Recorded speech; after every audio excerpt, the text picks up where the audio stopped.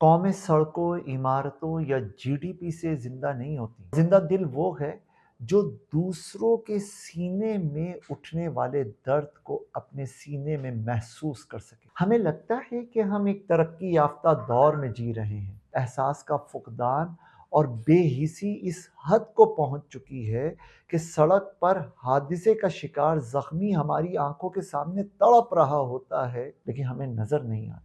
ہمارے اندر کا انسان اور ضمیر کومے میں جا چکا ہے، فالج زدہ ہو چکا ہے۔ یہ بائی سٹینڈر ایفیکٹ کہلاتا ہے، لیکن اسلام ہمیں سوشل رسپانسبلٹی سکھاتا ہے۔ اگر کوئی اور نہیں کر رہا تو تم ہی وہ واحد شخص بنو جو پہل کرے۔ جس نے ایک انسان کی جان بچائی گویا کہ اس نے سارے انسانوں کی جان بچائی۔ جب آپ کسی بوڑھے کو سڑک پار کرواتے ہیں، قطار میں کھڑے کسی اپاہج کو اپنے سے آگے کر دیتے ہو، ایمبولینس کے لیے اپنی گاڑی سائڈ پہ کر کے اسے رستہ دیتے ہو، تو آپ اس وقت صرف ایک شخص کی مدد نہیں کر رہے ہوتے، آپ پوری انسانیت کے ٹوٹے ہوئے مان کو سہارا دے رہے ہوتے ہو۔ تم اس کے بندوں کے لیے آسانیاں پیدا کرنا شروع ہو جاؤ، وہ تمہارے لیے آسمان سے آسانیاں نازل کر دے گا۔ ان لوگوں کی مدد کرنے میں جو تھوڑی سی کوفت اور مشکل پیش آتی ہے نا، یقین جانیے یہ قیامت کی بڑی مشکلات کو آسان بنانے بلکہ ختم کر دینے کا ذریعہ بن سکتی ہے۔ ہم صرف چلتے پھرتے جسموں کی زندگی نہیں